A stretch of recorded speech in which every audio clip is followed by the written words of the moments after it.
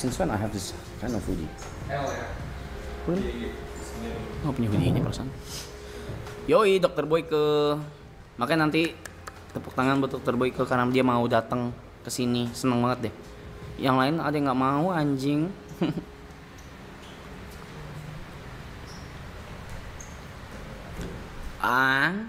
Ntar lagi mereka komplain sapu nih.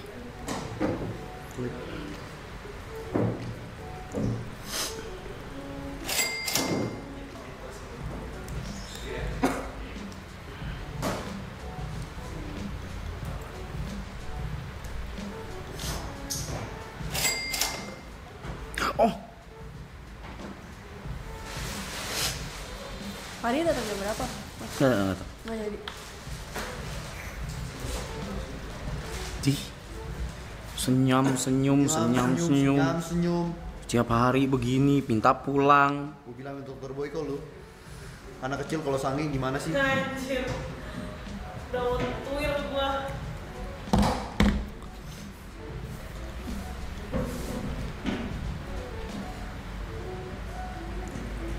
Oh, mau pakai mic ARL aja, oke. Ya udah berarti ntar diganti pakai mic ARL ya, pas sama Dokter Boyke. Berarti 4 orang aja. Double lu. Enggak dong. Kan nggak ada media share. Oh ya udah berdua aja kok nggak. Dua aja gue yang nanya aja. Kalau nggak disiapin aja po, kalau misalnya memang benar-benar parah baru. Oke. Dari jam Iya. Standby aja.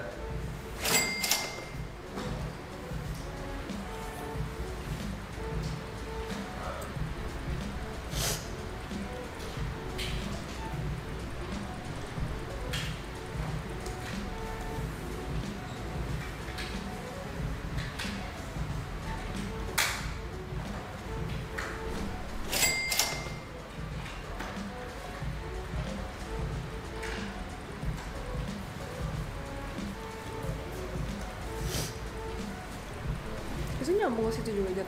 Hmm? Nyambung ke situ. Apa ya? Laptop. Kagak. Itu siapa? Sono.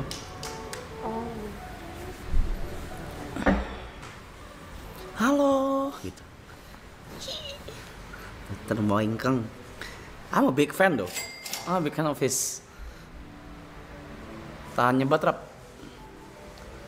Gue ngerokok dulu pasti di luar sebelum mulai. Lama apa? Pasti gue ngerokok dulu sebelum mulai. tanya Mbak. Ya. Oh.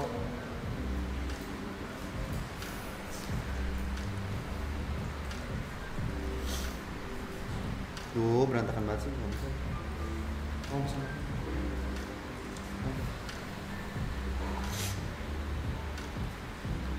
Angkat jempolnya asik.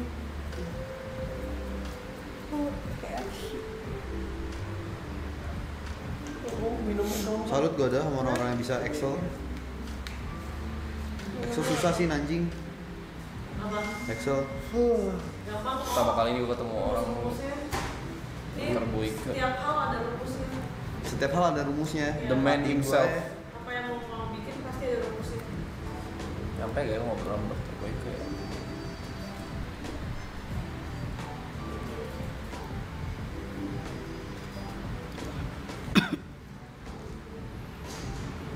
Kalian boleh siapin pertanyaan.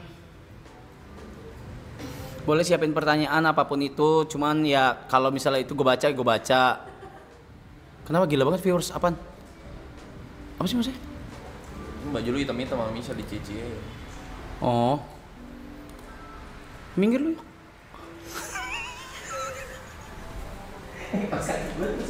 Kalau saat gue sih. Dia juga nggak goreng. Dia juga nggak goreng. Kau tau tadi kayak gue mandi di kamar ya kayaknya.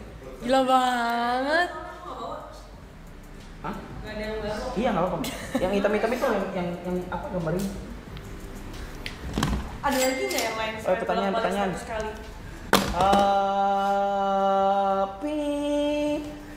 Pep nggak ada Sin. Mana? Oh.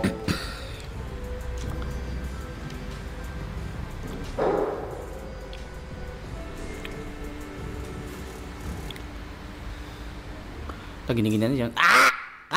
Gua aja.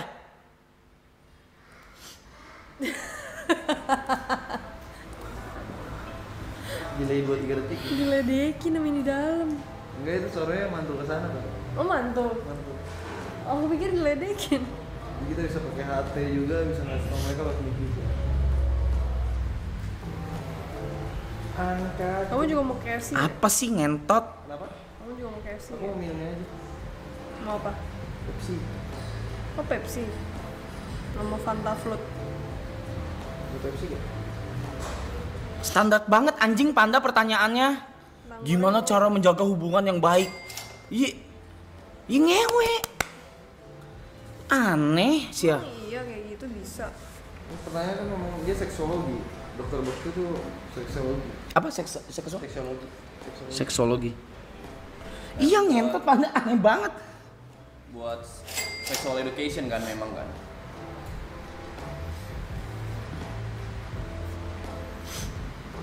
Kena bocil juga orang nonton ya? Oh iya. Boleh? Gak apa-apa sih kan. Boleh. Sex ed kan mah gak apa-apa. Bener.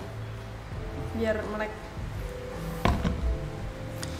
Iya, gue udah nyimpen satu pertanyaan dari lama banget.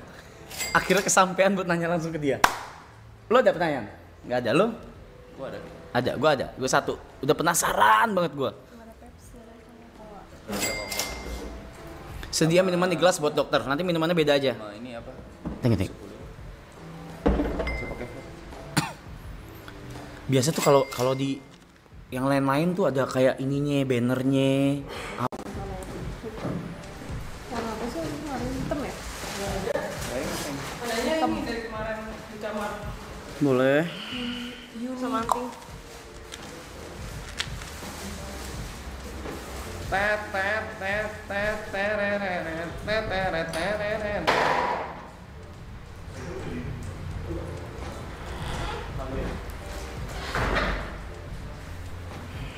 Anting ya?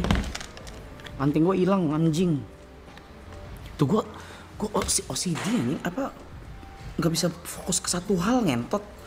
Ya antingnya lucu deh. Ya kan? Beli di mana ya? Iya kan? Tuh lu mau godain cewek gue mulu mas. Dia cuma ngomong antingnya lucu, gue bilang ya kan. Gila lu. Gila ya? Mau lihat godain yang sesungguhnya? Pindah dulu. Gila ya? Genjutsu. 29. Baru I'm a married man. ini lagi, gua bikin kos sendiri lagi. Kenapa begini sih? Ngentot. Nggak ada. Ini kan, ini udah. Oke. Coba cariin kaos kaki gue dong, hitam. Di kamar sama kamar mandi nggak ada. Di sini gua Antingnya lucu sih lihat deh. kali. Coba mana Bangkok? Far guys. Coba deh. Mau cari apa? Kaos kaki. Ih ganggu deh itu. Nyampe. Gue ngerokok dulu deh, bentar. Lu kan ngobrol dulu kan? Paling cuma beberapa. Enggak di mana? Lu bawa ke situ kan? Bawa ke sini kan?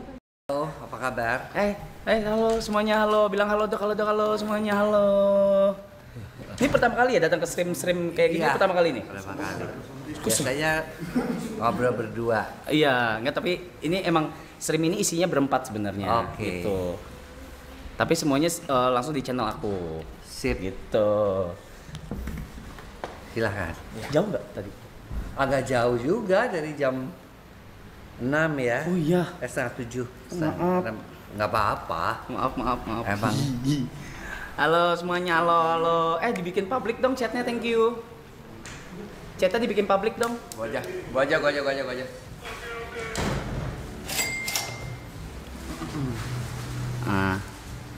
Ya beginilah kalau ini live stream kita nggak pernah berhenti. Iya. Rencananya live streamnya itu. Sampai malam terus, besok. Iya, jadi kita pun tidur di sini dok. Ada kasur, nanti disediain kasur, terus tidur di sini gitu. Terus kita ada kegiatan kayak misalnya ada pilates waktu itu. Kemarin berkuda. Terus yang undang-undang gestar juga salah satunya dokter, dan terima kasih banget udah mau datang karena nggak semua mau datang karena takut kan kayak ini live streamnya kayak gimana gitu, masih belum tahu gitu. Iya, belum ngerti ya. Iya. Alright, so one more time. Terima kasih Dr. Boyko udah datang. Semuanya chat Dr. Boyko on the chat. Let's go. Nah, karena Dr. Boyko di sini, Iya. udah pasti dong pembahasannya apa, sudah tahu dong. sudah tahu dong arahnya kemana, ya kan? Sebagai orang yang pernah menikah, pernah ya? Pernah, bukan masih. Sebagai orang yang pernah menikah, mungkin pengalaman saya jauh lebih banyak daripada adik-adik saya ini yang culun-culun ini. Yang lain belum menikah. Belum, Aja, belum. ya. Masih kecil mah umurnya. Masih kecil-kecil. Masih 25 gitu. Ada yang masih 19, ini 19. Jadi masih mungkin banyak banget pertanyaan di kepala mereka Ya, yang silahkan. iya kan? Iya kan? Mungkin dimulai dari Yuka. Yuka mau nanya. Nih apa? Yuka mau nanya apa nih? Tadi katanya lu ada pertanyaan. Kalau dari saya mungkin kayak kan pornografi. Kalau saya tentang pornografi Oke. sih. Hah? Tentang Oke. pornografi kan katanya tuh benar-benar mengganggu apa namanya sel otak ya katanya ya. Iya. Efek jangka panjangnya sama cara menanggulanginya sih kurang lebih. Iya. Apalagi buat anak-anak muda gitu kan. Oke. Tapi emang beneran berefek otak. Berefek. Jadi gini ya, yang namanya pornografi itu kenapa sih kok kalau kita nonton pornografi dilarang-larang orang mata-mata kita, otak-otak kita. Jadi kalau kita mulai suka sekali dengan pornografi itu namanya I love kecanduan. Hmm. Kayaknya nggak bisa lepas ya sama yang namanya pornografi itu. I love it. Nah, yang terjadi apa? Yang terjadi itu ketika kita nonton pornografi itu keluarlah hormon, hormon yang menyenangkan, Dopamin. Iya, dopamin, oksitosin, ya itu dia keluar tuh hormon cinta itu.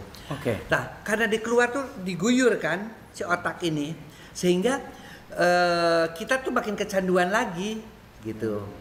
Jadi setelah dia keluar dan merasa nyaman, kita pengen lagi nonton dong, karena dia membuat kita berasa enak. Nah, akhirnya kalau kita tanpa pornografi, kita tuh gelisah, ngerasa cemas, ya karena ada yang kurang, karena hormon itu tidak ada lagi di tubuh kita.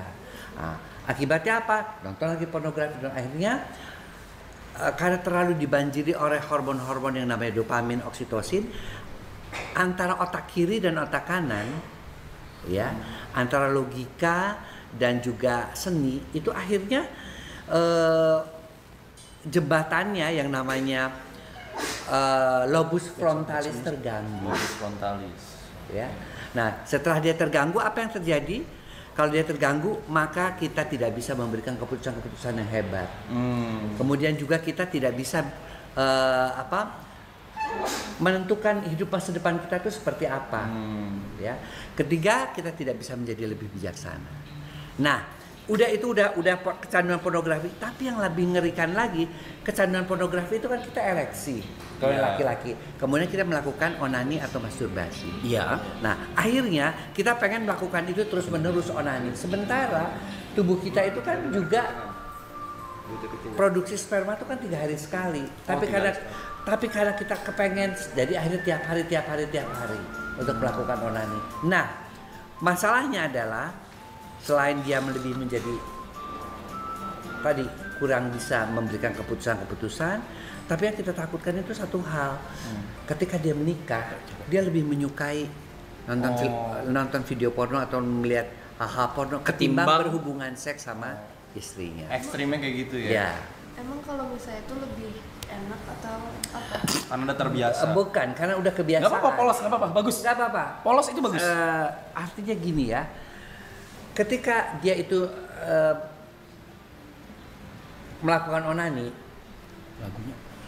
kenapa lebih mudah buat cowok? Karena dia tidak ada yang harus dipuaskan.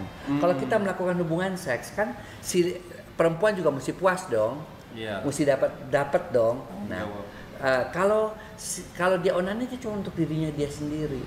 Nah, karena dia udah kebiasaan enak dan onani begitu, secantik apapun istrinya, dia inginnya memuaskan diri sendiri saja. Nah, nanti yang terjadi adalah yang sering ke klinik Pak Sutri adalah orang-orang yang bagaimana melepaskan kecanduan itu. Iya. Istrinya mulai protes.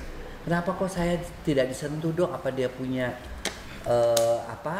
wanita idaman lain? Dan itu banyak atau terjadi, Dok. dia ternyata setelah kita coba telusuri ternyata dia kebiasaan atau kecanduan onani. Dan itu banyak terjadi, Dok. Banyak terjadi. Banyak terjadi. Buset, baru tahu. Oke. Di kalangan orang anak-anak muda itu banyak terjadi itu. Bisik-bisik. Gak apa-apa, tanya aja. Mumpung di sini, sumpah. Sumpah, kalau gue udah nyiapin pertanyaan satu tapi nanti belakangan. Satu. Tapi gue satu.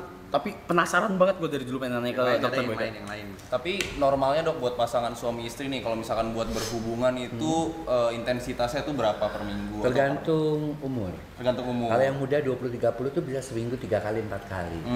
Tapi kalau di atas 31 sampai 40 tuh seminggu 2-3 kali. Oh. Kemudian di atas lagi nanti di atas 41-50 seminggu 1 sampai 2 kali. 60 biasanya seminggu sekali. 2 kali, kalau dia sampai 2 kali juga nggak apa-apa. Oke. Kalau teman saya ada yang sehari 2 kali normal nggak sih? Di atas 30 sehari 2 kali. Kalau memang dua-duanya stamina-nya bagus nggak masalah. Pengantin baru, kalau orang baru nikah umur berapapun kadang-kadang sehari sampai 3 kali kayak minum obat kan. Iya. Tapi dok, kalau misalnya dia nggak, ada nggak sih orang yang benar-benar nggak tertarik sama? Nah itu namanya hiposeksual. Ah, Hipo itu Hiposeksual. rendah, seksnya rendah. Oh, aseksual. Nah, atau aseksual sama sekali tidak. Oh bukan. Nah, ini kan rendah aja. Oh, rendah. Aja Masih itu ada. hipo, masih ada sedikit-sedikit gitu. Tapi mungkin dia melakukan hubungan seksnya cuma sebulan sekali. Nah itu kita sebutnya hipo. Oh hipo dia.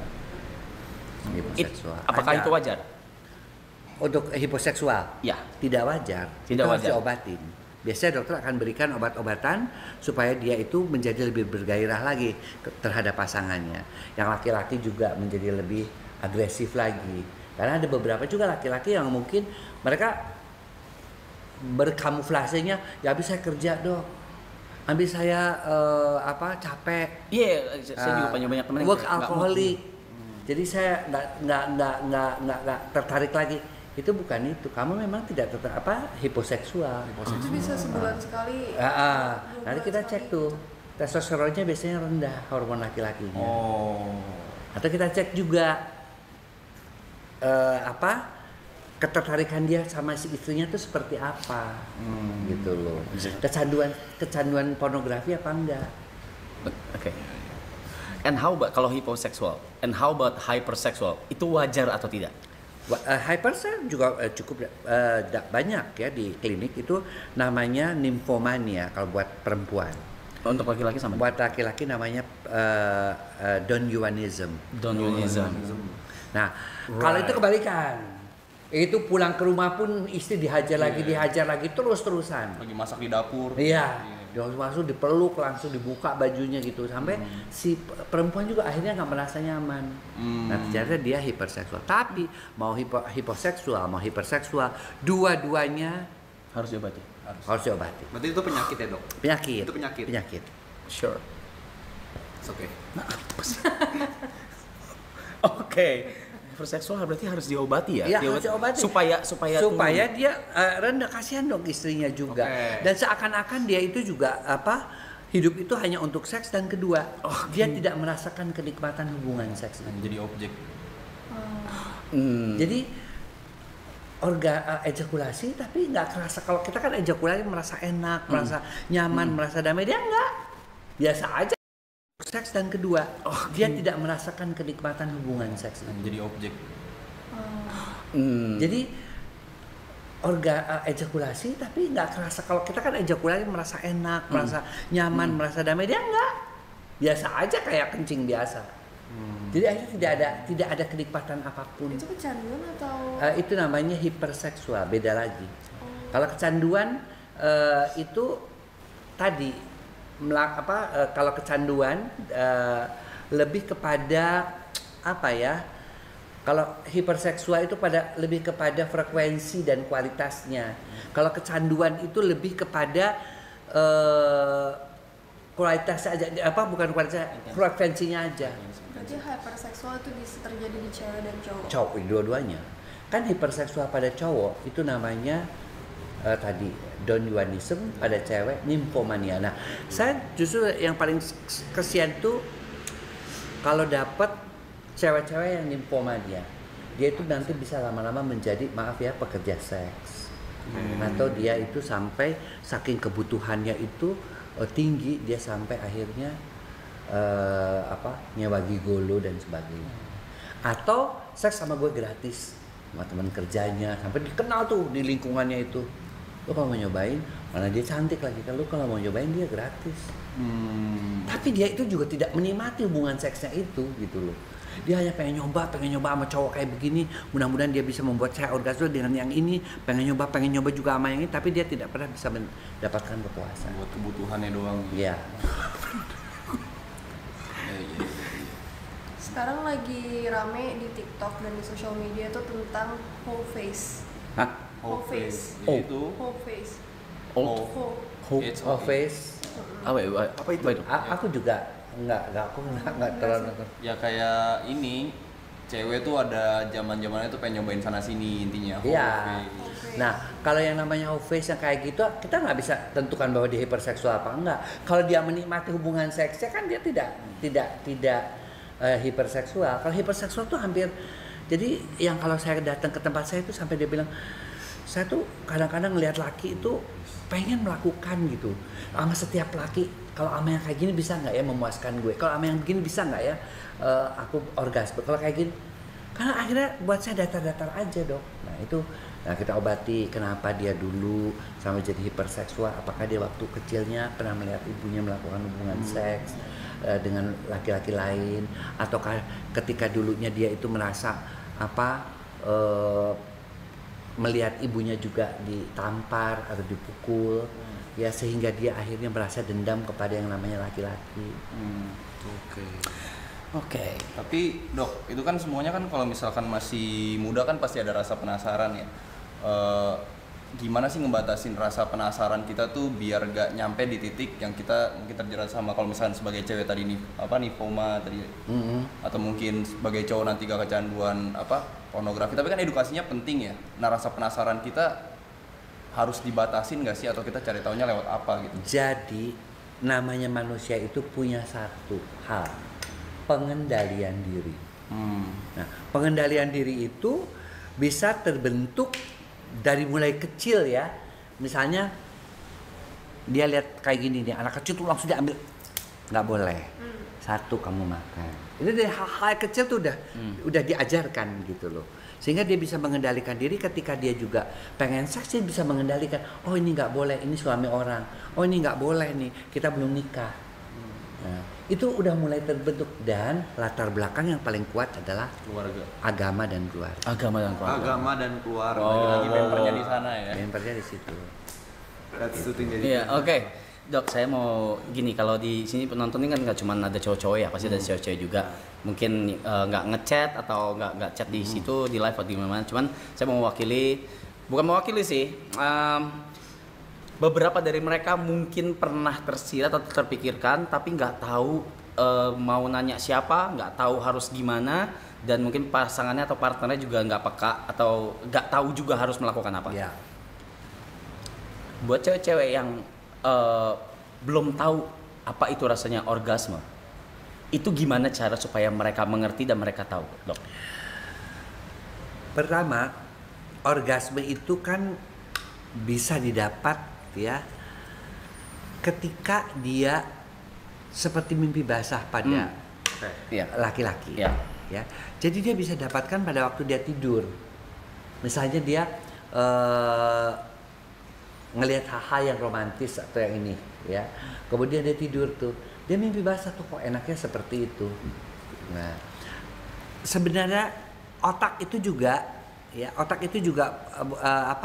ketika si wanita itu orgasme sama keluar oksitosin, dopamin, itu keluar juga itu. Ya. Nah, dalam keadaan sadar dia didapatkan melalui hubungan seks. Ada touching, ada ciuman dan sebagainya ya, sampai akhirnya dia merasa titik-titik erogennya terangsang, terutama di daerah klitorisnya ataukah juga pada G-spotnya, akhirnya dia mencapai orgasme. Nah, perasaan orgasme itu yang adanya pada mimpi dan dirasakan oleh alam bawah sadarnya bisa dirasakan sekarang dalam keadaan sadar dong ketika Oke. dia melakukan hubungan seksual. Apa sih yang dirasakan? Pertama, orang Prancis mengatakan itu adalah petit mal, artinya kematian kecil, seperti orang merasa melayang, ya. Kedua, apa yang terjadi pada tubuhnya, ya? Pertama adalah dia secara fisik yang namanya disebut dengan kejang. Oke. Kejam. Ya, setiap 0,7 detik jadi dari sini. Kayak kesetrum gitu, kejang naik. Ya. Naik sampai di atas, kemudian si vagina itu seakan-akan menghisap penis. Makanya pria kalau yang pintar tahu, dia nggak orgasme nih. Penis gua nggak terasa kehisap. Nah, karena ketika dia dihisap itu, si pria itu merasakan enak yang benar-benar. Ya. Kemudian udah dihisap begitu, si Mr. P-nya dijepit, dihisap, kemudian terjadi getaran-getaran pada Miss V-nya, pada vagina. Caranya tidur atau Bukan. caranya gimana dong? Loh, caranya si pria itu harus merangsang sedemikian rupa sehingga si wanita itu ya pada titik kan tadi dari mulai foreplay-nya, misalnya dari mulai ciuman, titik-titiknya dirangsang, payudaranya dihisap, kemudian lehernya dicilat, puting susunya dihisap. Nah, itu semua akhirnya mengakibatkan si wanita itu orgasme, dan orgasme itu yang dirasakan oleh pria adalah seperti itu. Si wanita juga ngerasa dia ngerasa nggak seperti melayang, tapi si pria yang ngerasa seperti penisnya itu terhisap dan bergetar, oleh karena vaginanya juga ikut bergetar. Saya punya pertanyaan, Dok. G-spot wanita tuh beda-beda gak sih? Maksudnya kayak tiap orang beda gak sih? Beda. Beda, Tapi ya? secara umum, sekali lagi, secara umum kalau kita mau mencarinya ya, kebetulan saya kan dokter kandungan, jadi tahu kita masuk, kemudian kira-kira sepertiga aras vagina antara jam 11 dan jam 1. Itu ada lekukan seperti kita koin ya. Koin 100 rupiah yang kecil itu kita ada. Nah, itu pun kita harus bisa menentukan. Kalau G-spot itu kita terlalu keras memegangnya, kan kalau kita lihat di BF kadang-kadang sampai begitu. Enggak itu salah. Itu dia akan kesakitan. Tapi kalau dia itu terlalu lunak, terlalu pelan, ya, itu juga nggak akan terangsang G-spotnya. Mesti pas ya. Jadi mesti pas. Seperti apa? Orang mengatakan seperti menulis di dalam kaca berembun. Ngebatik. Kalau kata kaca berembun, kamu tulis begitu tuh, set kelihatan tulisannya. Nah, seperti itu kekerasan. Tulis kaca berembun. Wow. Itu baru dapat namanya G-spot. Apa bedanya? Kalau orgasmenya klitoral, dia itu tajam, cepet set, terus langsung kejang, si wanitanya juga seperti kejang. Tapi kalau orgasme G-spot, dia itu kecil pelan-pelan, kemudian dia itu akan ngerasa seperti keluar air kencing. Silakan. Itu bedanya. Gitu guys, bedanya ya guys ya. Sore kencing. Kayak seperti kencing, tapi bukan air kencing. Tapi kalau keluar cairannya, keluar nyemprot. Tapi juga bukan sperma. Bukan. Itu yang namanya Bukan ya? orgasme G-spot. Bukan ya? Jadi kita pernah coba tuh beberapa peneliti melakukan penelitian, diambil tuh cairannya, dicek. Nggak ada yang sama, nggak sperma, nggak prostat, tapi khusus untuk cairan pada wanita. Ada sebutannya nggak tuh? Tapi semua cewek bisa. Hanya 60-70%. Tidak semua wanita punya G-spot. G-spot itu ditemukan oleh dokter kandungan namanya Gravenberg. Dia seorang ahli kandungan dari Jerman. Jerman. Right. Oke. I see.